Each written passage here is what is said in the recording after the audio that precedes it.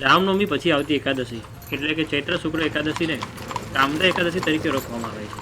આ એકાદશીની કથા કહેતા ભગવાન શ્રી કૃષ્ણ રાજા યુધિષ્ઠિરને કહે છે કે રાજન, પૂર્વે રાજા દિલીપને વશિષ્ઠ ઋષિએ ચૈત્ર માસના શુક્લ પક્ષની એકાદશીની જે કથા કહી છે તે કથા તમને કહું છું, તે સાંભળો. તે એકાદશીનું નામ કામદા છે. તે અનંત જન્મોના પાપોને નાશ કરનારી અને અનંત પુણ્યને આપનારી છે. તેમજ અંતે આ એકાદશી મોક્ષને પણ આપે છે. આ એકાદશીનું વ્રત લોકમાં અપાર દુઃખોથી મુક્તિ આપનારું છે. ઘણા વર્ષો પહેલા ભોગવતી નગરીમાં સાપની વસ્તી હતી. તેમાં પુંડરીક નામે નાગ હતો, જે આખી વસ્તીનો રાજા હતો. તે અતિ સમર્થ હતો અને એટલે તેની સેવામાં કેટલાય દેવો, ગંધર્વો, ગંધર્વીઓ, અપ્સરાઓ વગેરે રહેતા હતા. આ બધા જ સમય પ્રમાણે રાજા પુંડરીકની સેવા કરતા હતા.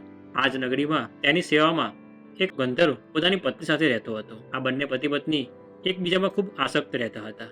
એક સમયે આ ગંધર્વ રાજા પુંડરીક પાસે ગાયની સાથે નૃત્ય કરવા ગયો. ત્યારે તેને પોતાની પત્ની યાદ આવી ગઈ અને તેથી તે તાલ અને સૂરનું ભાન ભૂલી ગયો અને તેના તાળમાં ભંગ થયો. અને તેથી તેને રાજાએ શ્રાપ આપ્યો. તેમજ કહ્યું કે મને રાજી કરવા તું નૃત્ય કરે છે, તેમજ તારી પત્નીને પણ યાદ કરે છે.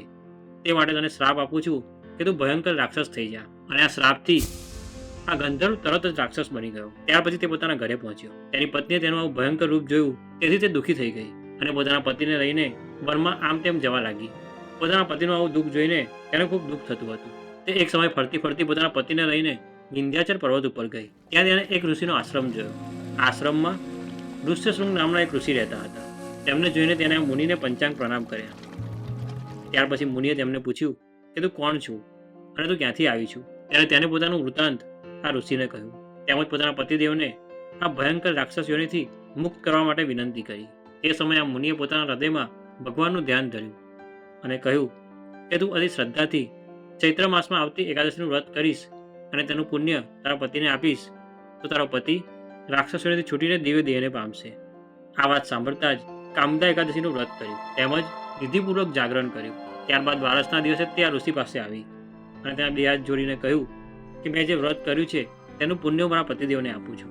અને આમ બોલતા જ તેના પતિની રાક્ષસ યોનિથી મુક્તિ થઈ અને તે પહેલા કરતાં પણ અધિક રૂપવાન બની ગયો. ત્યારબાદ આ બંને પતિ પત્ની વિમાનમાં બેસીને સ્વર્ગમાં ગયા. આવું તે એકાદશીનું મહાત્મ્ય છે. તો તે એકાદશીનું વ્રત ભગવાનના પૂજન સહિત કરવામાં આવે તો તે ભગવાનના ધામને પામે છે. આ ઉપરાંત આ કથા સાંભળવાથી ખૂબ જ પુણ્ય મળે છે. આવી તો 24 એકાદશીની કથા છે. જો આપ આ કથાનો લાભ એનિમેશન સ્વરૂપે જોવા ઈચ્છતા હો તો પ્રભુ પ્રસંગમ ચેનલને સબસ્ક્રાઇબ કરવાનું ના ભૂલશો. જો આપ એકાદશી કરતા હો તો કોમેન્ટમાં યસ કે નો લખવાનું ન ભૂલશો. આજનો વિડીયો આપને કેવો લાગ્યો તેમને કોમેન્ટ દ્વારા જરૂરથી જણાવશો. આ વિડીયોને લાઇક અને શેર કરવાનું ના ભૂલશો.